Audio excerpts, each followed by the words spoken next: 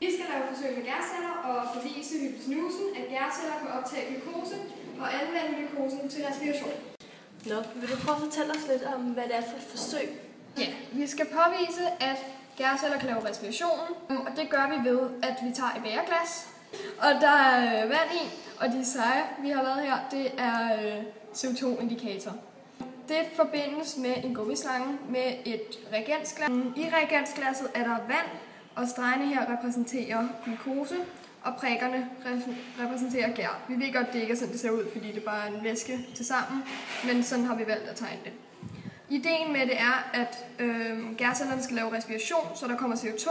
Det burde så gå op i gummislangen, og hernede i, hvor CO2-indikatoren vil gøre vandet fra blåt til grønt. Det her er en kolbe med glukoseopløsning i, 200 ml. Den her prop skal være i kolben. Her er der noget gær, der skal opløses i glukoseopløsningen. Her er der et bæreglas med vand i. I bæreglasset skal den her væske, som er CO2-indikator, og det skal røres med en rørpind, og det hele skal forbindes med den her gummislange.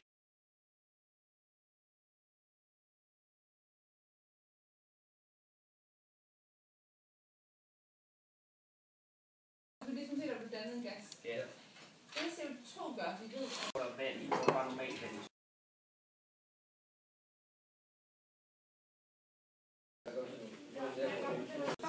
Okay, her har vi en lille kolbe med vand i, for lige at bevise, at her CO2-indikator faktisk kan indikere, hvornår der er CO2 i vand.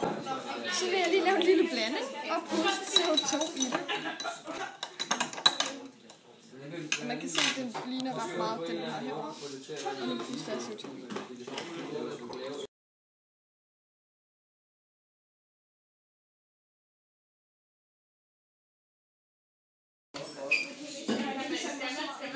Vi starter med at putte CO2-indikator i det her vand, og så putter vi gær i den her.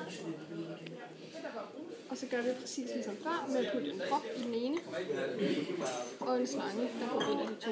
Her har vi så vores andet forsøg, hvor der ikke er sukker i den her blanding, men der er det samme her. Nu sætter vi kolben med gær og glukose op i noget varmt vand, for at gøre processen lidt hurtigere, for gær arbejder hurtigere, når det bliver varmt. Og vi gør lige det med den her, for at der ikke skal være forskel på forsøgene. Vi lægger propperne op for at putte noget mere gær i. Vi putter 20 gram ekstra i, så det er ret meget, men det er igen for at gøre processen hurtigere. Wow, okay, det bruser. Som I kan se, så bruser det ikke der.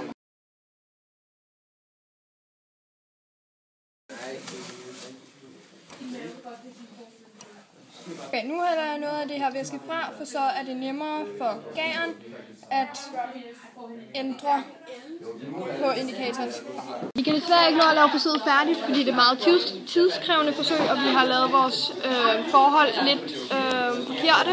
Men det er startet med at se sådan ud, og så er det blevet sådan der. Der er kommet ikke så meget CO2 i, men nok til det alligevel skifter lidt farve, og det ville have set sådan der ud til sidst, hvis vi havde haft noget mere tid.